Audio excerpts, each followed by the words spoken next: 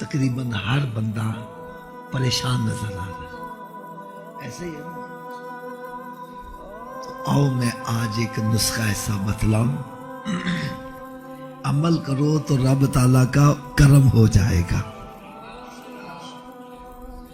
حدیث مبارکہ میں آتا ہے ایک صحابی رضی اللہ تعالی عنہ سونے آقا صلی اللہ علیہ وسلم کی بارگاہ میں حاضر ہوئے، عرض کرنے کہ یا رسول اللہ صلی اللہ تعالی علیہ وسلم، میں تنگ دست رہتا ہوں، قرض کے بوجھ کے نیچے دبا رہتا ہوں، اپنی طرف سے میں نے بڑی کوشش کی 2 وقت پیٹ بھر کے کھانا ہی مل جائے، لیکن بات نہیں بن سکی۔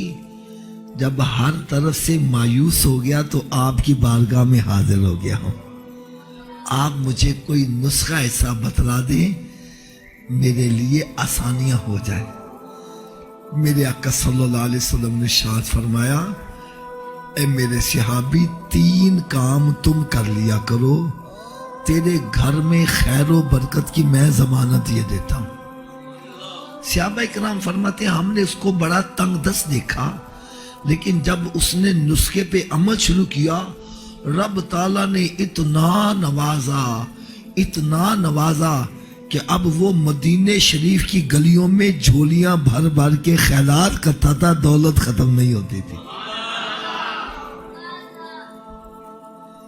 اچھا، کسی کی بات میں کیا بتلاؤں، میں آپ کو اپنی بات بتلاؤں، یہ صرف میں تحدیث نعمت کے طور پر، میں نے جب یہ نسخہ سنا تو میرے بھی حالات کچھ ایسے ہی تھے، میں نے اس نسخے پر عمل شروع کر دیا، رب تعالیٰ نے اتنا نوازا کہ بیسیکلی میں ریلوے کے اندر ملازم، لیکن الحمدللہ 3 حج کیے اور تقریباً 20 مرتبہ سرکار کے دربار کی حاضری نصیب ہوئی۔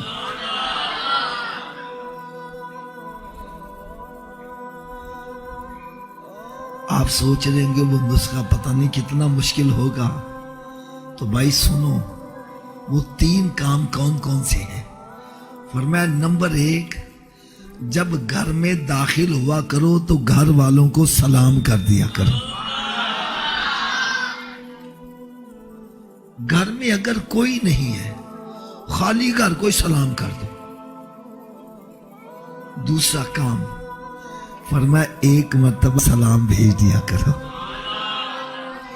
السلام علیکہ ایہا النبی ورحمت اللہ وبرکاتہ، یا اتنا کہہ لیا کرو الصلاۃ والسلام علیکہ۔ کتنے کام ہو گئے جی؟ اور تیسرا کام فرمایا 1 مرتبہ سورہ اخلاص بھی پڑھ لیا کرو، قل هو اللہ شریف۔ اب تینوں کام کیسے کرنے ہیں میں پریکٹیکل کر کے بتلاتا ہوں۔ یوں سمجھو جیسے میں گھر میں داخل ہوا، اونچی آواز سے کہنا السلام علیکم، پھر آہستہ سے کہہ لوں الصلاۃ والسلام علیکہ یا رسول اللہ وعلی آلکہ واصحابکہ یا حبیب اللہ، بسم اللہ الرحمن الرحیم، قل هو اللہ احد اللہ الصمد لم یلد ولم یولد ولم یکن لہ کفوا احد۔ ہمارے ہاں ایک پنجابی میں مثل موجود ہے کہ کسی کام کے کرنے سے زیادہ فائدے ملے، اسی کہنے نالے چوپڑیاں تے یار میرے آقا کے غلام بن جو چوپڑیاں بھی لبے تے کئی ملن۔ دیکھو گھر میں داخل ہوتے بس سلام کرو گے، 10 نیکیاں سلام کرنے کی، میرے آقا صلی اللہ علیہ وسلم پر درود و سلام پڑھو گے 10 نیکیاں درود پڑھنے کی، اور سلام کرو گے تو سرکار کی طرف سے جواب بھی آ جائے گا، اور سورہ اخلاص پڑھو گے تو 10 پارے تلاوت کرنے کا ثواب بھی مل جائے گا۔ نالے چوپڑیاں تے کئی مل جائیں گے۔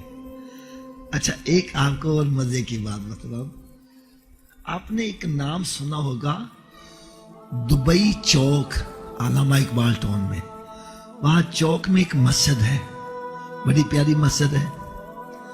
اس مسجد میں میرا بیان تھا. اتفاق کی بات ہے میں نے یہی حدیث بیان کی. اجتماع ختم ہو گیا, لوگ اپنے گھروں کو چلے گئے. بعد میں کچھ افراد بیٹھے نا, وہ ملاقات کر رہے تھے, کچھ مسائل پوچھ رہے تھے. ایک بندہ اپنے گھر سے واپس آ گیا, وہ چہرہ بڑا حشاش بشاش. آتے کہنے لگا, حافظ صاحب آپ کے بتلائے ہوئے نسخے نے میرا کئی سالوں کا پرانا مسئلہ حل کر دیا. میں حیران ہو گیا, یار انہیں مسئلہ دسیا بھی, ادھر کیڑا پرانا مسئلہ حل ہو گیا. مجھے کہنے لگا, حافظ صاحب کئی سال ہو گئے میں اپنی بیوی کو نہیں بلاتا تھا, بول کلام بند تھی, اور میاں بیوی آپس میں ناراض ہو جائیں تو گھر کا نظام درم برم ہو جاتا ہے. کہنے لگا کئی سال ہو گئے, نہ وہ مجھے بلاتی تھی میں نہ اس کو بلاتا تھا. کہنے لگے آج بیان سن کے میں گھر گیا, دروازہ کھٹکھٹایا, اس نے دروازہ کھولا, میں نے جاتے کہا السلام علیکم. کہنے لگا انہیں مسکرا کے جواب دیتا, ساڈا مسئلہ حل ہو گیا.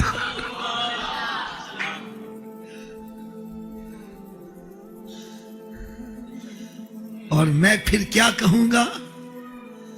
میں یہ کہوں گا کہ جن کو حقیر جان کے تم انہیں بجھا دیا, ارے یہی چراغ جلیں گے تو روشنی ہوگی. ارے تو میرے آقا صلی اللہ علیہ وسلم کی سنتوں کو چھوڑتا جا رہا ہے. ارے گھروں کے اندر سکون چاہتے ہو, گھروں کی آبادی چاہتے ہو, سکون چاہتے ہو دنیا میں, قبر میں, حشر میں, تو آؤ میرے آقا کے غلام بن جاؤ, کام سارے سیدھے ہوتے چلے جائیں گے. تو 3 کام کون کون سے کرنے ہیں, ذرا تھوڑا سا آواز سے بولیں. پہلا کام کیا ہے؟ دوسرا کام, تیسرا کام, سبھی کام کریں گے نا جی. اللہ تبارک و تعالیٰ مجھے اور آپ سب کو عمل کرنے کی توفیق عطا فرمائے. صلو علی الحبیب صلی اللہ.